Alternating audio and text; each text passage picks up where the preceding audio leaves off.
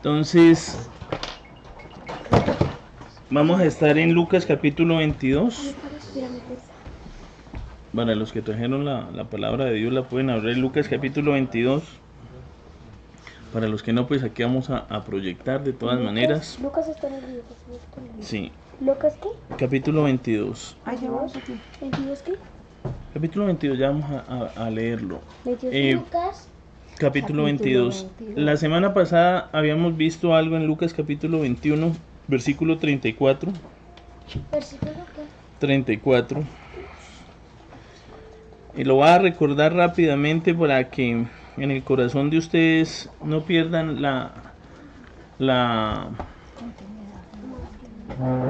advertencia que el Señor hace. Dice en Lucas 21, capítulo 21, versículo 34, dice: mirad también por vosotros mismos, que vuestros corazones no se carguen de glotonería y embriaguez, y de los afanes de la vida, y venga de repente sobre vosotros aquel día, porque como un lazo vendrá sobre todos los habitantes de la faz de la tierra. Velad pues en todo tiempo, orando, para que seáis tenidos por dignos de escapar de todas estas cosas que vendrán y de estar delante del pie del Hijo del Hombre. Este capítulo 21 es uno de los capítulos proféticos acerca de la segunda venida del Señor.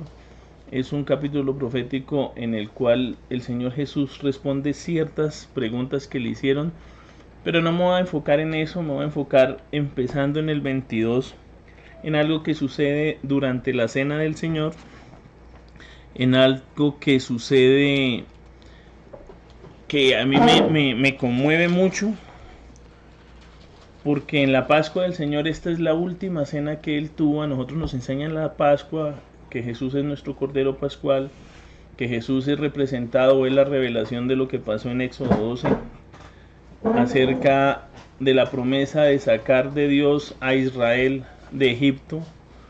Acuérdense que lo habíamos visto, Egipto en el Antiguo Testamento representa lo que es el mundo, y el faraón representa acerca del poder de Satanás, o qué hace Satanás.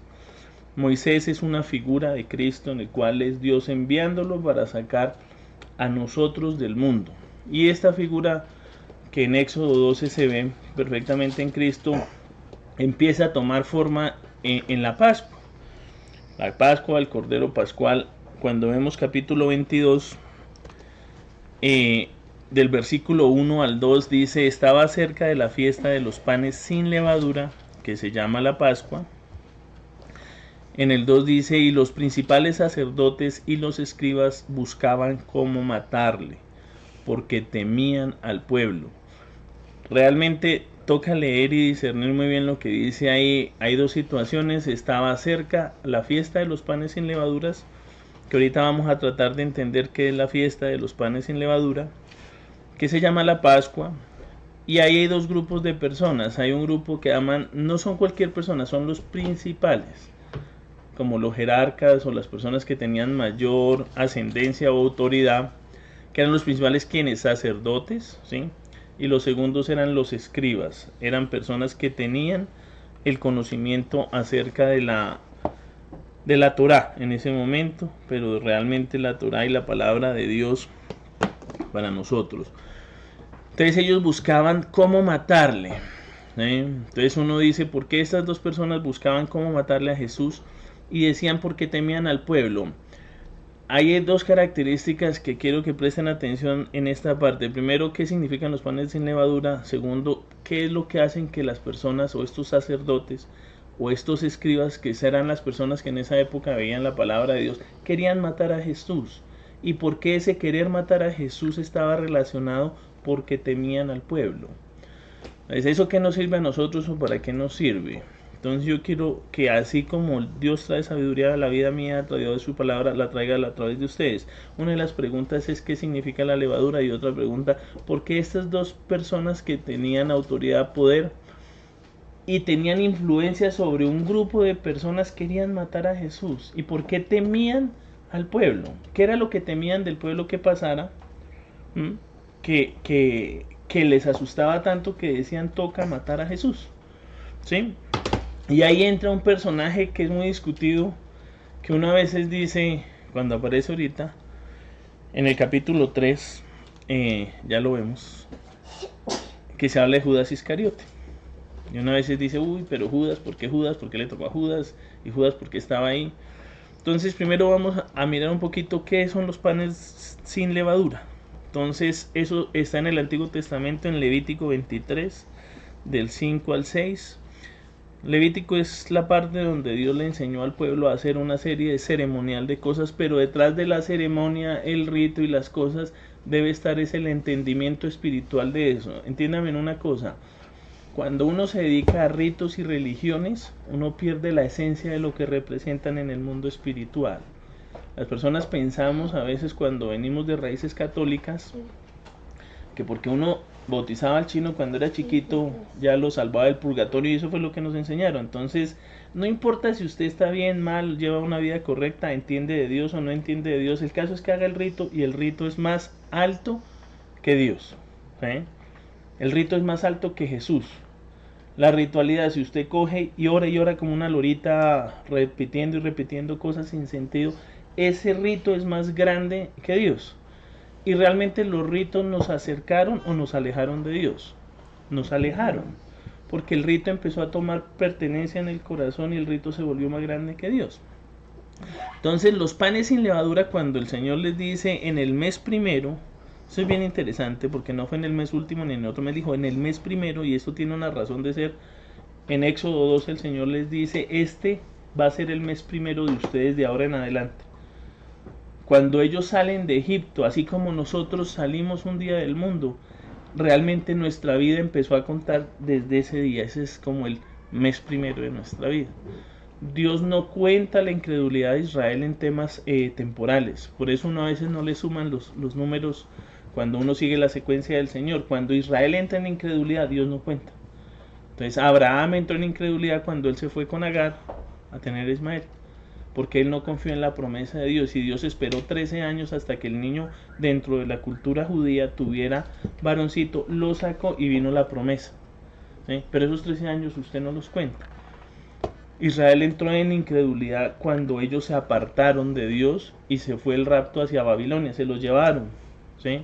Se los llevaron a Egipto. Entonces hay ciertas fechas que no cuentan, y el Señor les dice aquí en el mes primero, a los 14 del mes, o sea, también tiene un significado porque es a los 14, entre las 2 tardes, Pascua es de Jehová, y a los 15 días de este mes es la fiesta solemne de los panes sin levadura a Jehová. 7 días comeréis pan sin levadura. Entonces, ¿de dónde sale esto? Esto sale de Éxodo 12, del 15 al 20. Estos son los sucesos cuando está sucediendo antes del Señor Jesús, bueno, antes de Dios Todopoderoso hacer la última plaga que se llama, que es donde Dios toma venganza en los primogénitos y los que no estaban cubiertos con la sangre del cordero, ¿sí? Cuando Dios pasaba en Egipto en esa noche, aquel que no estuviera cubierto por la sangre pascual, ese primogénito moría, ¿sí? Y si ustedes recuerdan, la sangre del Cordero Pascual es una figura de lo que iba a pasar en el Calvario. El Señor le dice a Israel, tomen un cordero según el número de sus familias, lleven el cordero con el cordero sin mancha y eso, vayan al dintel de la puerta y entre los 2 dinteles y el capetillo pongan ¿qué? Un símbolo o un tab en hebreo que significa una cruz. Entonces ellos cogían y ponían una crucecita a este lado, una crucecita arriba y una crucecita acá. En la puerta habían ¿cuántas cruces? 3. ¿Cuántas cruces hay en el Calvario? 3. Ahí estaba uno de los misterios que anticipaba a aquellos que pasaran por esa puerta bajo la sangre que cubría eso, que era de un cordero inmolado, ¿sí? Iban a ser ¿qué? Protegidos, ¿sí? Porque una de las cosas que ese ángel pasa y quita la vida, porque todo primogénito murió, dijo que murió desde los animalitos hasta el máximo jerarca que en ese momento estaba, que era ¿quién? El faraón. Y la sangre los protegió, representa la sangre de Cristo. Pero porque era importante que después de haber pasado esa sangre, el Señor le dijo, guarden 7 días, ¿sí? Cualquier cosa que tenga levadura. Levadura en la palabra de Dios significa pecado. Todo lo que tenga que ver con levadura significa leudar. En nosotros, en nuestra cultura, hay una parábola que el Señor la explica y para nosotros es chévere porque no le echamos la levadura al pan, entonces el pan se hincha y crece, pero realmente el pan ¿es grande o está lleno de aire? Está lleno de aire. Está lleno de aire. Ese pan realmente es un pan falso. El Señor cuando le dice a usted, cuando la levadura y el pecado entran en la vida, ahorita lo vamos a ver, hace que nosotros nos hinchemos y a veces decimos, ay, qué torta tan grande, tan gigante, alcanza para todos, pero en el momento en que se sale el aire, ¡pluf!, todos quedamos hambrientos porque realmente lo que es no era. La levadura que representa el pecado, el Señor dice, remuévanla de su casa totalmente, porque después de que viene el Cordero Pascual o la sangre de Cristo, no hay necesidad de que ustedes tengan que pecado en la vida. Pero les dice a uno, el pecado no es algo que va a quedar, el pecado va a querer entrar, pero usted debe que sacarlo. Por eso él le dice al pueblo, saquen todo. Y es gracioso porque hoy en día los judíos ortodoxos, cuando llega esta época, son desesperados sacando todo lo que se pueda fermentar o tener levadura. Y si tienen levadura en la casa con la cual hacen panaine, ¿qué hacen? La sacan, la llevan a donde un gentil le dice, guárdemela que pase los 7 días, y a los 7 días, no es gracioso, lo hacen. Cuando mi hermana vivía en Nueva York tenía unos amigos judíos y ellos en los frentes de panes de levadura iban y les llevaban todo. Y apenas se acababa la fiesta, volvían y recogían todo. ¿Y por qué? Porque ellos creen en el rito y no en el significado profundo espiritual. El significado profundo espiritual no es que si uno tiene levadura en la alacena, sáquelo, que con eso usted va a arreglar su vida. Eso no arregla nada. La levadura debe sacar la que tiene usted en su corazón. Entonces vamos a leer rápido. Entonces dice, perdón, me digo que esto me quiere reiniciar el computador. 7 días comeréis pan sin levadura, así el primer día que haréis que no haya levadura en vuestras casas, porque cualquiera que comiere leudado desde el primer día hasta el séptimo, mire lo radical que era, será cortado de Israel. Cortado sería eliminado. El pecado no debe tener cabida en nuestras vidas, porque el pecado es como la cangrena, entra chiquitico y empieza a crecer, y a la final, ¿qué hace? Como la palabra de Dios dice, leuda toda la masa. El pecado no tiene restricciones, él entra siendo inocente, pero a la final él lo que quiere es conquistar absolutamente todo. 16 dice, el primer día habrá santa convocación, asimismo en el séptimo. Eso es bien importante. Uno dice, ¿para qué quiere uno saber eso de la santa convocación? ¿O para qué quiere saber? Porque si uno no entiende qué es una santa convocación, ustedes no van a entender qué es el día del rapto. El día del rapto de la iglesia es una santa convocación. La voz de Dios se va a oír. Y si ustedes no escuchan la voz de Dios o la santa convocación, oiga, ¿qué pasó? Si recuerdan, la santa convocación es un llamado. Cuando usted lee Números 10, se hablan de las trompetas. Y una de las trompetas es que cuando todo el campo estaba lleno de los israelitas, pues no habían celulares ni WhatsApp para mandarse en el texto. Y listo, muchachos, nos vamos a mover. Entonces salían, tocaban una trompeta y dependiendo los sonidos de la trompeta se llama una tequía hagodolá, ¿sí? O una que llamaba el chowá o el chofar que ellos hagan. Según como ellos lo hagan, si eran seguidas, si eran contadas, tenían un significado y era impresionante porque todo el campo apenas lo oía, sabía si era moverse, sabían si era guerra. Una de las cosas cuando tocaba la trompeta de cierta manera, ellos se levantan y decían hay guerra. Entonces el protocolo determina preparémonos para la guerra. Pero si nosotros no estamos entendiendo cómo son las convocaciones del Señor, va a haber un momento en que no sabemos qué va a pasar, ¿sí? Como cuando alguien, no sé, si alguien no sabe discernir en, estos son tiempos de guerra, ¿sí? Nosotros dice que los soldados mueren en guerra cuando no saben que hay guerra. Y algunos se paran, oiga, estamos en guerra. El pastor Ulises está leyendo ahorita, por ejemplo, Guerra Espiritual. El pastor Edgar ha trabajado en guerra espiritual no sé hace cuántos años. Pero realmente hay una guerra espiritual. Si ustedes ven Efesios 6, el Señor le dice, prepárese una armadura. Y como les he dicho, yo cuando le pregunté al Señor, ¿por qué necesito yo o para qué necesita Dios una armadura? El Señor siempre responde, yo soy su armadura. El vestirse de Él, ¿sí?, de que nosotros nos vestamos de Jesús, es la forma en que nos protegemos. Y parte de esa armadura y parte de las cosas que Él tiene es que uno escucha y entienda bien, y vea y discierna bien lo que ve. porque no siempre lo que se ve viene de Dios y no siempre lo que se escucha viene de Él.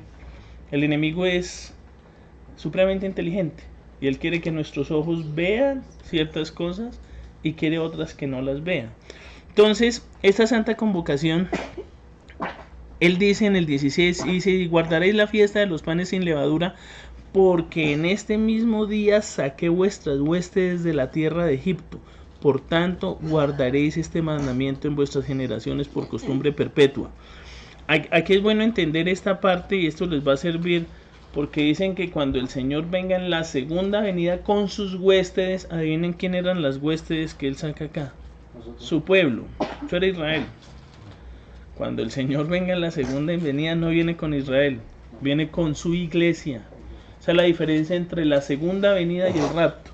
El rapto es Él viene por nosotros y en la segunda venida Él viene con nosotros. En una viene por nosotros y en la otra viene con nosotros. Si ustedes no entienden qué se llama en la parte espiritual las huestes, para Él las huestes y sus guerreros somos nosotros, la iglesia.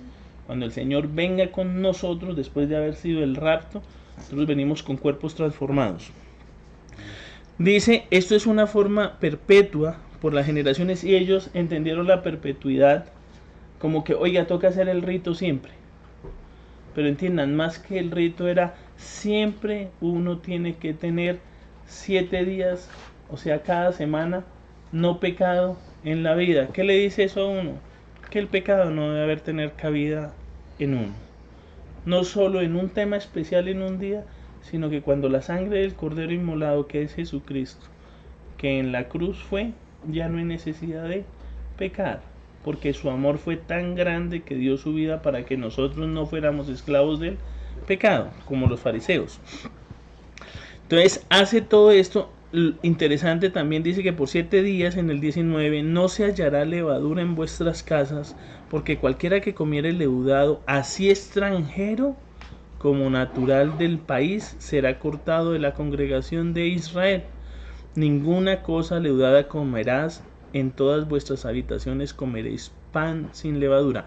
Acuérdense que el Señor Jesucristo se representó que yo soy el pan de vida. Es la primera vez que cuando Él hace en el Evangelio de Juan, en el capítulo 6, Él dice, yo soy el pan de vida. Él es la primera vez que se presenta, Él dice, yo soy el pan que descendió del cielo. ¿Sí? Y Él se presenta. Entonces, moviéndonos rápidamente, dice en Lucas 12, del 1 al 3, dice, entonces, dice, en esto juntándose por millares la multitud, tanto que unos a otros se atropellaban. Comenzó a decir a sus discípulos primeramente, guardaos de la levadura de los fariseos, que es la hipocresía, porque no hay nada encubierto que no haya de descubrirse, ni oculto que no haya de saberse.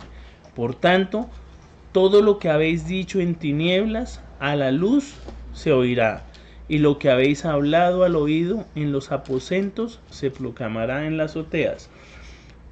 Supremamente importante 2 cosas. ¿La levadura crece en dónde? ¿En la figura de la palabra de Dios? No. ¿En dónde debe crecer la levadura? ¿Qué es lo que Dios le dice al pueblo? Coman panes sin levadura. Si Jesús es el pan de vida, y cuando en el Evangelio de Juan capítulo 1 dice, y el verbo se hizo, y el verbo habitó nosotros, y el verbo estaba en el principio, y era con Dios, y era Dios.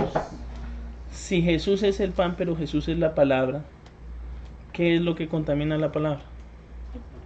El pecado. Entonces la levadura del pecado, el Señor le dice, ojo, porque la hipocresía de los fariseos, ¿sí?, es leudo, es leudada. Ellos contaminaron ¿qué? El pan.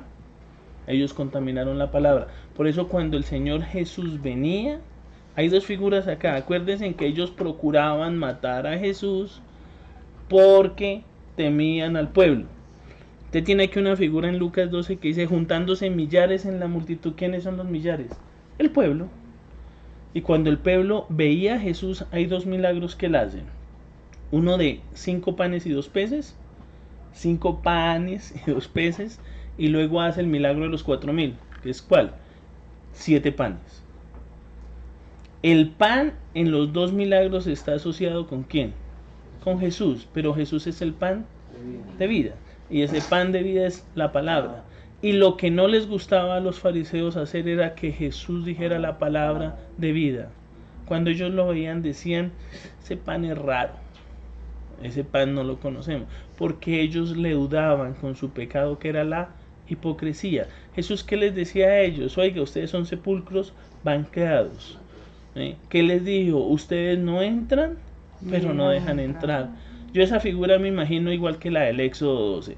Está el dintel, están las 3 cruces de sangre. El que entre por esa puerta, como dice el Señor Jesús Juan 10, yo soy la puerta, y el que entra por mí hallará vida, pastos nuevos. Salmo 23. Él les dice, ustedes se paran en esta puerta de salvación, o sea que es Él, Jesús. No entran y no dejan entrar. Y ustedes ponen cargas pesadas sobre las personas, pero que con ni un dedito quieren ustedes moverlas. Porque los ritos que ellos hacían que fueran cargas las pesadas. Y no entraban. Y dañaron eso. Y algo que les dice es guardado la levadura de los fariseos. De hecho hay 3 levaduras. Ya las vamos a ver. Una es la levadura de los fariseos, que es la hipocresía. Que lo dice Jesús en su palabra. Lucas 12. Después uno se va a Mateo 16, capítulo del 1 al 12. Entonces Mateo 16 del 1 al 12 dice, vinieron ¿quiénes? Los fariseos y los saduceos para tentarle. ¿A quién querían tentar? A Jesús. Y le pidieron que le mostrase señal del cielo. Mas él respondiendo les dijo, cuando anochece decís buen tiempo, porque el cielo tiene arreboles o tiene nubecitas así. Por la mañana habrá tempestad, porque tiene arreboles el cielo nublado. ¿Qué dice? Ellos veían el cielo el día anterior y dicen, mañana va a llover. Jesús les está diciendo eso. Diciendo, ustedes ven el cielo, ven arreboles y dicen, al otro día va a llover. Hoy habrá tempestad porque tiene arreboles, el cielo está nublado. Y les dice que, hipócritas, ¿por qué sabéis distinguir el aspecto del cielo, mas las señales de los tiempos no podéis? La generación mala y adúltera demanda señal, pero señal no le será dada, sino la señal del profeta Jonás. Y dejándole se fue.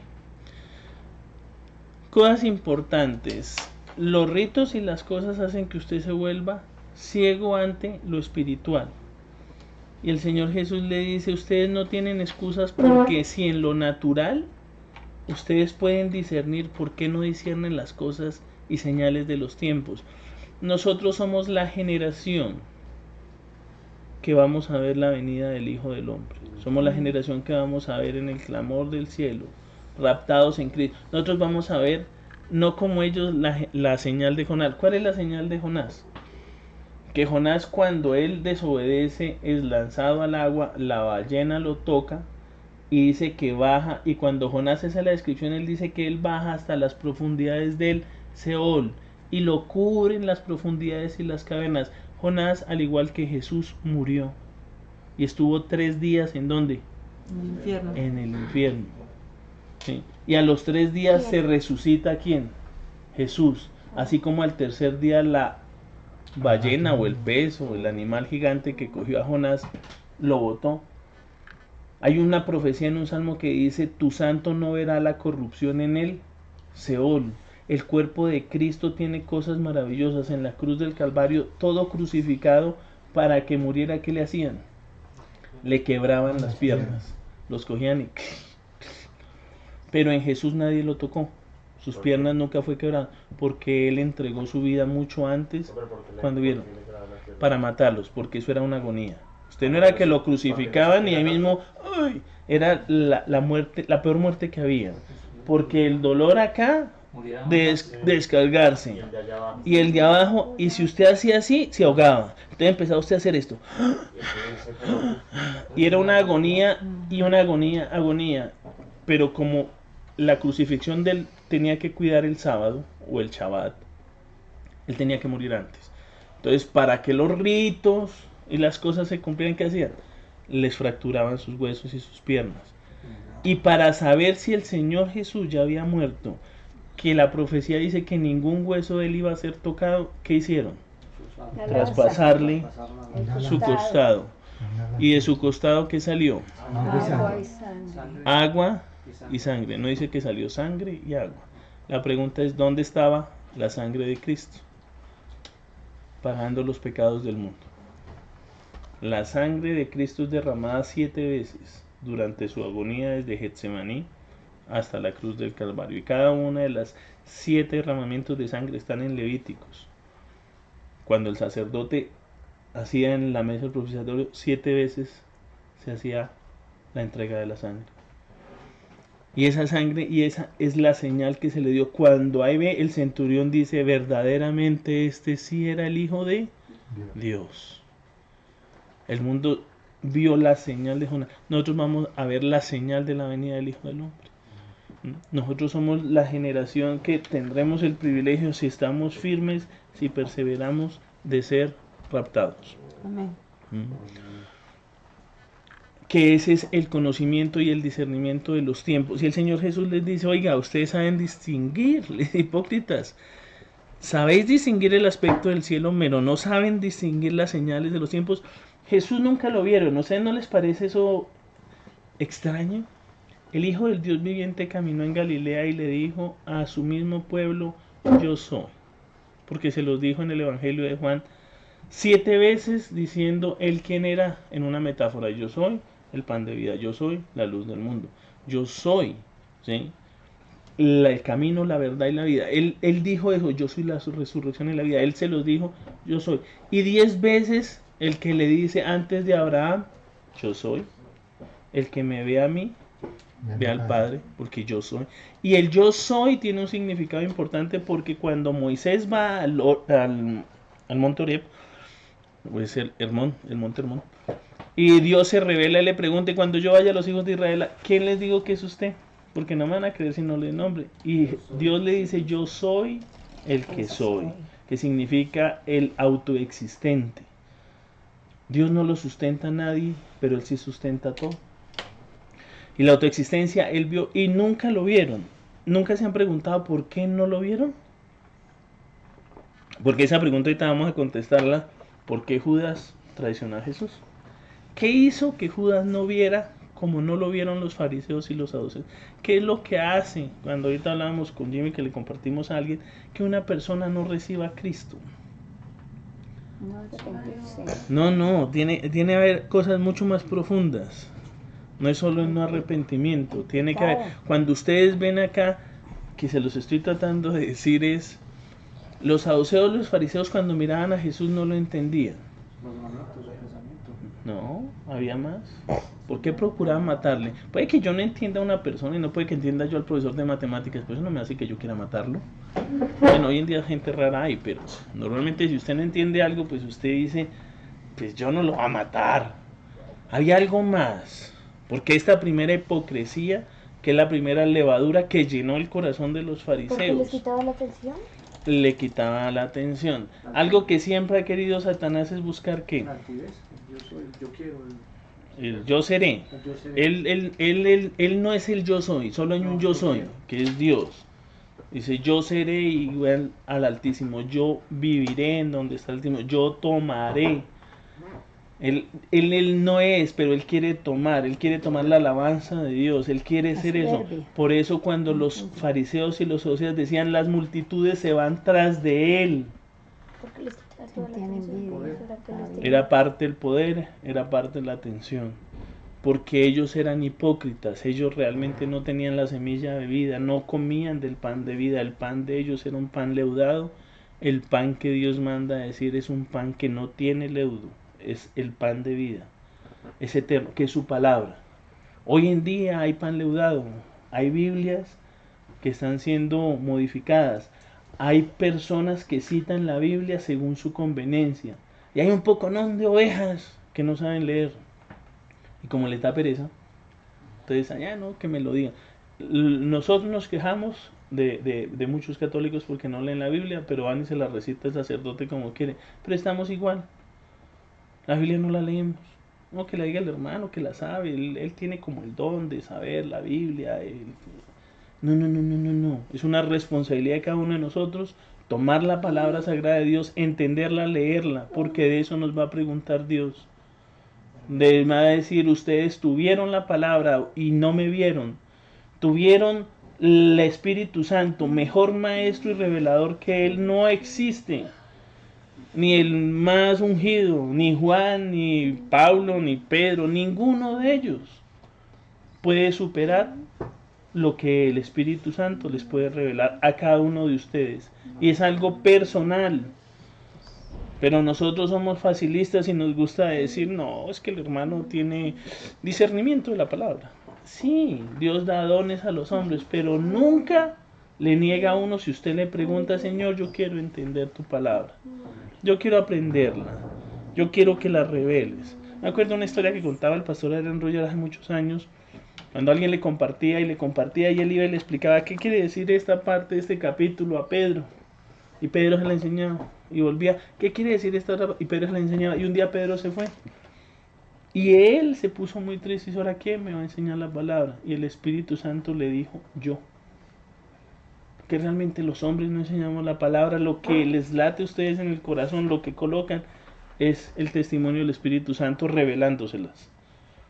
Que las palabras de hombres son palabras de hombres, se las lleva el viento. Pero lo que el Espíritu Santo les revele a ustedes es eterno, son palabras de vida. Y Pedro se lo dijo, ¿a dónde iremos si solo tú tienes palabras de vida?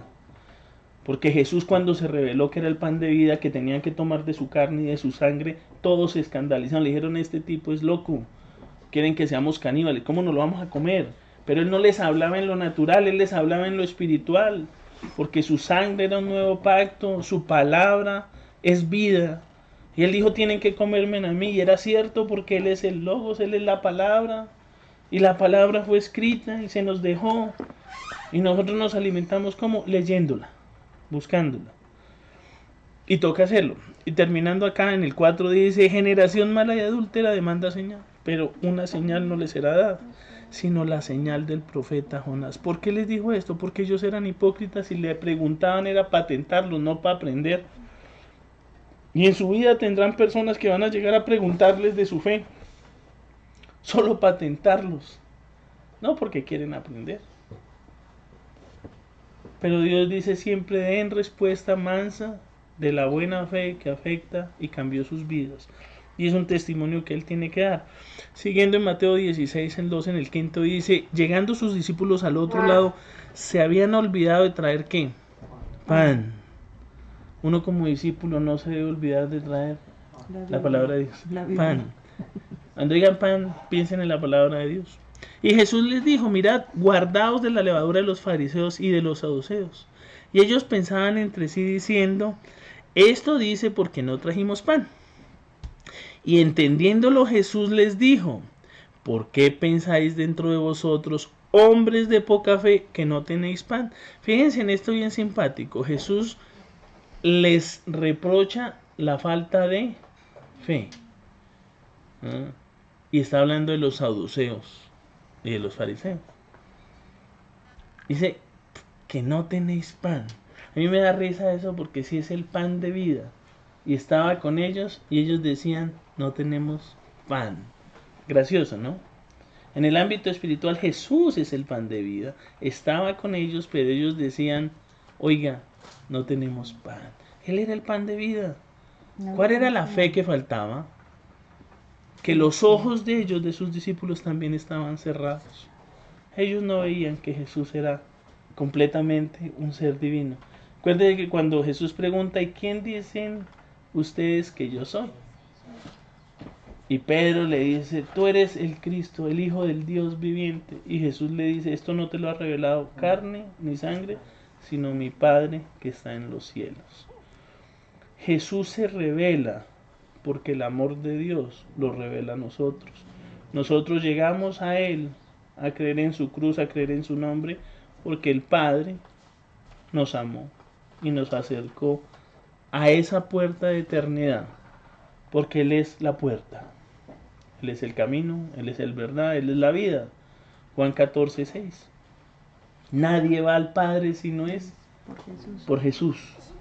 Pero realmente está la mano poderosa de Dios al otro lado, empujándolo, y el Espíritu Santo dándoles a ustedes testimonio de que Él es Jesús, que tienen que buscarlo, que Él es pan. Y dijo acá, ¿no entendéis aún, ni os acordáis de los 5 panes entre 5.000 hombres? ¿Cuántas cestas recogiste? Entonces bien interesante, 5 panes alimentan 5.000 hombres, ¿sí o no? Y no solo eso, sobra cierto número de cestas, sobran 12 cestas. Dice, ni de los 7 panes entre 4.000. ¿Y cuántas canastas recogisteis? ¿Cómo es que no entendéis que no fue por el pan que os dije que os guardaseis de la levadura de los fariseos y los saduceos? Entonces entendieron que no les había dicho que se guardaran de la levadura del pan, sino de la doctrina de los fariseos y los saduceos. Ambas doctrinas eran totalmente separadas, ambas doctrinas, los saduceos no creen en ciertas cosas, no creen en, digamos, en la parte rabínica, no creen eso, son mucho más políticos. Los fariseos creen que hay resurrección, que hay ángeles, que hay palabra, pero esas dos doctrinas, Jesús les dijo, ambas están leudadas, porque el rito y los rituales los volvieron, ¿qué? Duros. Los volvieron pararse en la puerta, no entrar a la salvación. A mí me impresiona eso, porque no sé cómo explicar que Jesús vino, caminó en hombre, ¿sí? Y no lo vieron.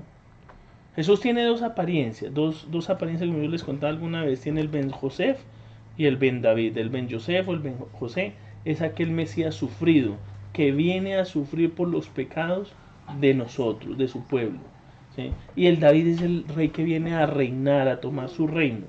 Ya se cumplió en Jesús la parte de la crucifixión, y ese cordero inmolado se va a volver el león que juzga. Usted ve Apocalipsis pasando del cordero inmolado al rey todopoderoso que viene y reina. Es la transición del sacerdote al rey, porque él tiene las dos misiones. Nosotros teníamos que ser redimidos por él para que él reine. Él no podía dejar pecado en nosotros, levadura en nosotros. Todo eso se pagó ¿en dónde? En la cruz del Calvario. Y por eso nosotros vivimos. Y esas otras dos doctrinas de la levadura que tiene eso, miremos Mateo 16 del 5 al 6, que es otra parte. Dice, llegando al otro lado, habían olvidado traer pan, y Jesús les dijo, mirad, guardaos la levadura de los fariseos y los saduceos. Y continuando, dice, habían olvidado traer pan, no tenían pan consigo en la barca, y él les mandó diciendo, mirad, guardaos la levadura de los fariseos. ¿Y de la levadura de quiénes? De los de Herodes. Está la levadura de los fariseos, la levadura de los saduceos y la levadura de Herodes. ¿Ustedes se acuerdan la sanidad en Marcos 3? Yo creo que algún día la conté. Marcos 3 es cuando hay una lucha, venga, que no sé si la puse acá. Marcos 3, y la leo de acá. ¿La veo? Marcos 3. En Marcos 3 sucede una cosa. Marcos Papi, 3. Ya les doy la oportunidad de leer. A mí, papi. Marcos 3, vamos a leer los primeros capítulos, pues déjenme leer un minuto. Marcos 2 del 25 hasta el 28. Dice, Marcos 2 del 25 al 18, para que entiendan qué pasó antes de eso que estaba sucediendo en Marcos 3, para que entiendan quiénes son la levadura de Herodes y qué son los herodianos. Dice, pero él les dijo, ¿nunca leíste lo que hizo David cuando tomó necesidad y sintió hambre, él y los que estaban con él? ¿Cómo entró en la casa de Dios siendo Abiatar sumo sacerdote y comió los panes de la proposición, de los cuales no es lícito comer sino los sacerdotes, y aún dio a los que estaban con él? También les dijo, el día de reposo es hecho por causa del hombre, y no el hombre por causa del día de reposo. Por tanto, el Hijo del Hombre es Señor aún del día de reposo. ¿Por qué le sigo insistiendo esto y por qué todo está entrelazado con la levadura y el pan? Porque los ritos hacen que nosotros nos alejemos de Dios. Cuando nosotros volvemos religiosos y hacemos ritos y rotos, pensamos que por eso Dios nos escucha, y Dios no nos escucha por eso. Dios nos escucha porque Él es bueno, Él es santo, Él es misericordioso, Él es perdonador. Él no espera que nosotros limpiemos nuestra vida para que nos acerquemos a Él. No, Él dijo, me toca a mí limpiarlas a través de un sacrificio único y perfecto, para que cuando se quieran acercar yo los pueda aceptar. Y por la sangre de Él nos ve en perdón y nos ve en misericordia. Pero de alguna manera, nunca, o sea, lo que les digo más profundo es nunca caigan en los ritos, nunca traten de venir a hacerle un favor a Dios a buscar su palabra. Nada, vamos ahí a escucharlo, a ver. No, Dios viene y cambia nuestras vidas. Porque es un honor que un Dios todopoderoso venga y nos visite. Es un Dios todopoderoso que, como le decía a Jimmy, en las discusiones más grandes mías, yo le preguntaba, Señor, es injusto que uno esté en un desierto lleno de pecado y no llegue un sacerdote al cual yo le pueda confesar mis pecados y me perdona. Yo no lo entendía. Y eso me ardía en el corazón. Yo decía, no puede ser que la salvación y el perdón esté porque yo vaya y me confiese ante un hombre. Yo no lo entendía. Y Dios me ponía, cuando Él decía, cuando hay uno o más reunidos en mi nombre, yo estaré ahí. Yo le dije, uy Señor, ¿y ahora quién va a ser el segundo? Si yo no estoy. Y el Señor me decía, pues yo, porque es usted y yo. Ya estamos los dos unidos en mi nombre. Y yo, lo que lo hace personal, lo que lo hace único, lo que lo hace innegable. Porque nadie va a ir al trono de Dios diciéndole, Señor, yo nunca pude hacerlo porque no dice. El Señor fue sencillo, vino, habitó entre nosotros, da testimonio a su Espíritu Santo. O sea que no hay una excusa para decirle a Él no. Y esta levadura de Herodes, cuando ve uno el capítulo 3, usted que quería leer, Señor, empiece capítulo 3:1. Sí, señor, capítulo. Ya lo tengo. A ver. Y Diga. otra vez otro en la Entró. sinagoga. Entró Jesús. No. Bueno, entró a la sinagoga. Y otra vez entró en la sinagoga y había allí un hombre que tenía seca una mano y le Acechaban. si en sábado le sanarían para poder acusarle. 3.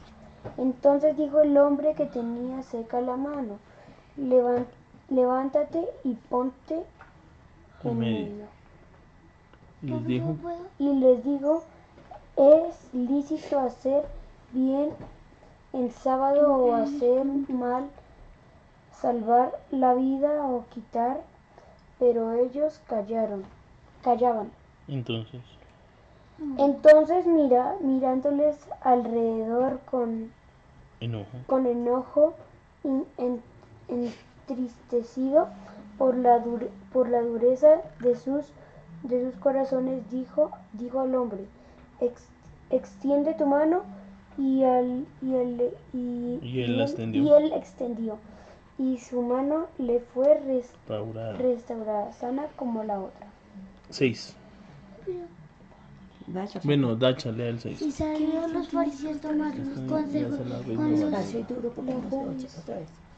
y salidos los fariseos tomaron consejo con los herodianos contra el pan de destruir Contra él para destruirlo. Ahí, mamita. más Contra él. Si ustedes se encuentran en el 6, se encuentran dos grupos. ¿Se encuentran quiénes? Los herodianos y los fariseos. Porque ellos querían restituirles por un rito. Porque ellos deberían. O sea, no entendían por qué Jesús podía sobrepasar el rito de no guardar el sábado. Y este es uno de los milagros más sorprendentes. Yo sé que ni siquiera se la han pescado. Del capítulo 3:1 al 3:6, muéstrame en donde Jesús le dijo, su mano sea sana. En el 5. No lo dice. Los voy a volver a leer. Dice 3:1. Dice, otra vez entró Jesús ¿a dónde? En la sinagoga. y había allí un hombre que tenía una mano seca. Ese tipo o ese hombre estaba con un propósito gigante ahí. Se lo habían puesto a ver si Jesús lo sanaba. O sea, a ellos no les interesaba que ese hombre fuera sano. Simplemente dijo, vamos a ponerlo ahí a ver si cae Jesús y lo sana el estado para poder, ¿qué? Matarlo. Dice, y le acechaban para ver si en el día de reposo le sanaría, a fin de poder acusarle. Entonces dijo al hombre que tenía la mano seca, o sea, Jesús coge al hombre que tiene la mano seca y le dice que levántate y ponte de pie. Lo sacó adelante de todos, dijo, mire, yo no voy a hacer milagros escondidos allá, aunque yo sé que ustedes quieren juzgarme. Le dijo, póngase aquí al frente, señor, allá en la esquina de la mano seca, póngase acá. Entonces dice, levántate y ponte en medio. Y les dijo, Jesús se para y les dice, díganme una cosa, ¿es lícito en el día de reposo hacer el bien o hacer el mal? ¿Salvar la vida o quitarla? Y absolutamente todos quedaron callados, ninguno habló. Entonces en el 5, mirándolos alrededor con enojo, la palabra enojo no lo piensen, ay, si Jesús se enojó. Jesús estaba enojado, pero el enojo era ¿dónde? Del entristecerse por la dureza de sus corazones. Dijo, me parece tenaz que ustedes traigan un hombre y no les interese sanarlo, solo quieran juzgar a los demás, porque no les importa el prójimo, no les importa este hombre con su mano seca, lo que les importa es cuidar su rito, cuidar su reputación, que las multitudes no se vayan. Y mire lo que le dice Jesús. Es un milagro impresionante. Dice, entristecido por la dureza de sus corazones, dijo al hombre, extiende tu mano. Fue la única palabra del Dios eterno, el Dios que es palabra. Solo le dijo, extienda la mano. Y él la extendió. Y la mano fue restaurada y sana. ¿Por qué se enfurecieron los herodianos y los fariseos? Porque Jesús ni siquiera les dijo, nosotros escuchamos cuando Jesús le dijo, su mano sea restablecida, tus pecados son perdonados, párate y anda paralítico. No le dijo nada, solo le dijo, extiende la mano. Y el hombre extendió la mano y la mano fue restaurada. La restauración fue por el creer. No, porque él es la palabra de Dios y la obedeció. Cuando este hombre obedece la palabra de Dios, pero Jesús no dijo nada, eso lo sorprendió, porque no tenían manera de cómo acusarlo, porque nadie dijo, yo escuché cuando Jesús dijo, su mano sea restaurada, solo le dijo, extiéndala. A veces nuestra incredulidad quiere escuchar palabras, a ver si Señor, Jesús quiere sanarnos. Jesús siempre es el que pregunta, ¿acuerdan en el milagro en el pozo de Betesda? 38 años tirado el tipo. El ángel llegaba, tocaba el agua y nunca alcanzaba. Con rabia hacia los demás, con rabia hacia sí mismo. Porque él dijo, nunca llego, siempre se me adelantan. No tengo a nadie que me lleve. Por eso es que yo vivo en esta condición tan fregada. Y Jesús no le pregunta sino, oiga, ¿usted quiere ser sano? Y es una pregunta sorprendente. 38 años tirado. Y Jesús le dice, ¿quieres ser sano? Como que uno se pregunta, ya, pero Jesús, ¿por qué pregunta? Claro que quiero ser sano, porque el hombre tenía que declarar que él quería ser sano. Este hombre, cuando obedece el extender la mano sin pronunciar Dios, entiende a uno lo que el corazón de Dios quiere. ¿Qué quiere hacer? Sanarnos. Restaurarlo. El principio amoroso de Dios desde su eternidad ha sido que sus criaturas, su creación, no se pierda. ¿Cuál es el amor del Padre en Juan 3:16? De tal manera Amó Dios al mundo, todo el mundo. Él no quiere que uno se pierda, mas tenga vida eterna. Él fue la puerta de salvación, la puerta última, con esas manchas de sangre donde uno entró y no pereció.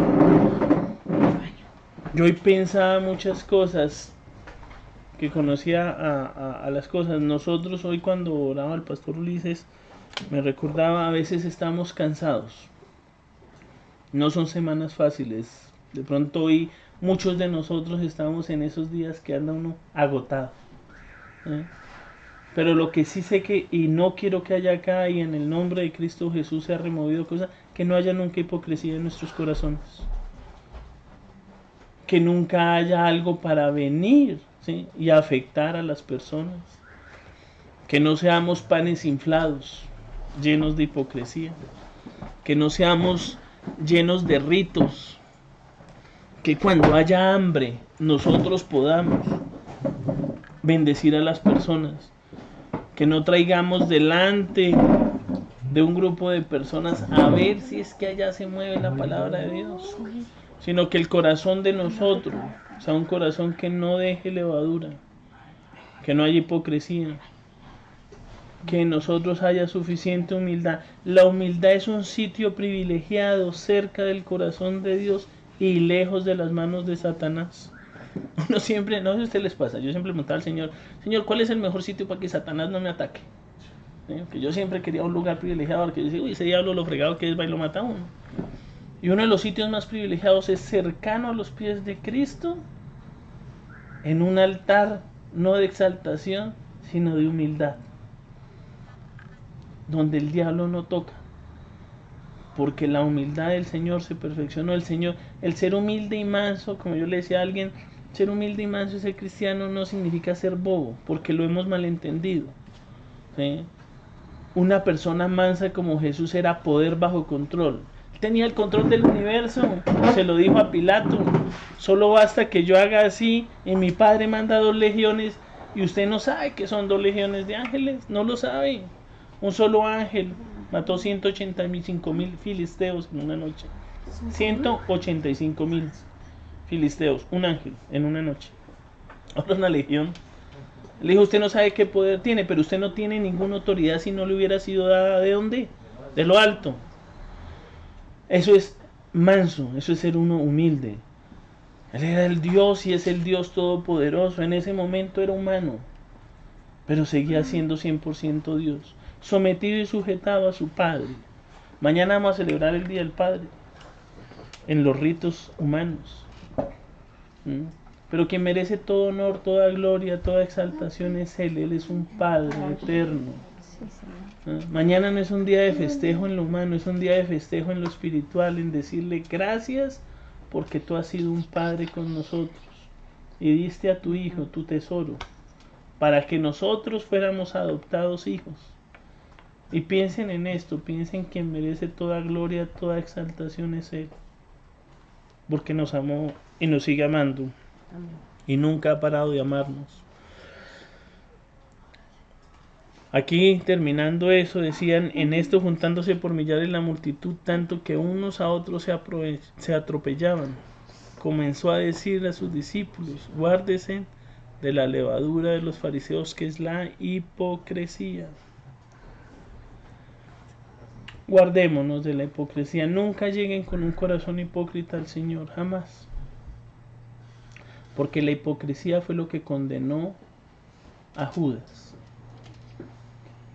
Cuando uno sigue leyendo Lucas 22, que lo voy a leer rápidamente, porque ya me extendí mucho en esto, pero bueno, mi Dios sabe por qué. Lucas capítulo 22, versículos 3, fíjense lo que pasa. Dice, y entró Satanás en Judas. ¿Quién entró en Judas? Satanás. Por sobrenombre Iscariote, el cual era uno del número de los 12. Y este fue y habló con los principales sacerdotes y con los jefes de la guarda de cómo lo entregaría. Y ellos se alegraron y convinieron en darle dinero.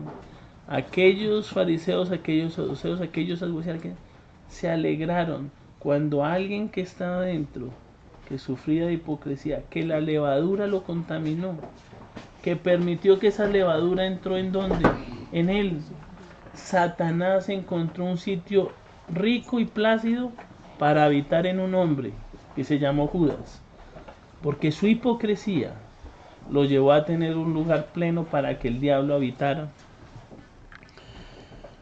Y él, ese a mí me encanta, se llama los compromisos de la maldad. Lucas 22:6. ¿Saben qué hizo Judas? Cosas que una vez no hace. Dice en el 6, dice, y él se comprometió. O sea, Judas se compromete, buen tipo, ¿no? Compromiso a la causa. El tipo se compromete y desde ahí buscaba la oportunidad para entregárselo. Cuando Judas logró absorber la contaminación de esa levadura de herodianos, de fariseos, de saduceos, de un lugar donde Satanás habitó. Porque dice claramente la palabra que Satanás entró. Satanás quiso hacer lo mismo con Pedro. ¿Se acuerdan? Cuando Pedro le dice a Jesús, esto no te acontezca, te libra de no ir a la cruz. Y Jesús mirando a través de Pedro, porque Pedro igual que la serpiente habló, dijo, apártate de mí, Satanás. No dijo, apártate de mí, Pedro, dijo, apártate de mí, Satanás. Satanás había contaminado los pensamientos y el corazón de Pedro. Y Pedro como un títere habló. Pero Pedro le pasa algo mejor. Después les voy a mostrar unas cosas, les vamos a estudiar el otro sábado, pero si quieren leas en completo el capítulo 22. En el capítulo 22 hay algo sorprendente. No solo la Pascua del Señor, no solo la institución de la Cena del Señor, sino también cómo en medio de la Cena del Señor y de las cosas, la hipocresía contaminó a todos. Porque el Señor Jesús dijo, voy a ser entregado. Uno de ustedes me va a entregar. Uno de ustedes me va a entregar. Y ellos se preguntaron, ¿quién será maestro? ¿Quién será maestro? Y saltando de un versículo a otro, después de que todos estaban preocupados de quién le iba a entregar, empezó a haber una disputa de quién iba a ser el mayor en el reino. ¿Ustedes pueden imaginarse esa escena? Jesús con el alma, con el corazón diciendo, oye, me van a entregar, me van a traicionar, uno de ustedes me va a traicionar. Y ellos empiezan a preocuparse y de un momento a otro la discusión de la preocupación se torna ahí, ¿quién va a ser más grande en el reino? A ver, ¿quién de nosotros va a ser el más poderoso en el reino? Eso es una afectación directa al reino de las tinieblas. Se estaba moviendo Satanás porque Satanás entró en Judas. Judas estaba sentado en la mesa. Y se desvía toda la atención. Y dentro de esa atención, en el 31, 22-31 dice, y dijo también el Señor, Simón, Simón, he aquí Satanás. ¿Quién lo pidió? Satanás. ¿Por qué no Satanás entró en Pedro si no lo pidió? Son diferentes cosas. En Judas entra, pero en Pedro dice a Dios por eso, oiga, déjeme a Pedrito, ¿no? Estaba protegido. No solo estaba protegido, Pedro también se había puesto en una cosa vulnerable. Y ahorita lo vemos. Dijo también el Señor, Simón, Simón, aquí Satanás os ha pedido para sandarlos como trigo. Pero yo he rogado, esa es la protección, por ti, que tu fe no falte. Y tú, una vez vuelto, confirma a tus hermanos. Satanás pidió a Pedro, porque Pedro, muy bocón, habló. Todos te dejarán, todos te abandonarán, pero yo nunca lo haré.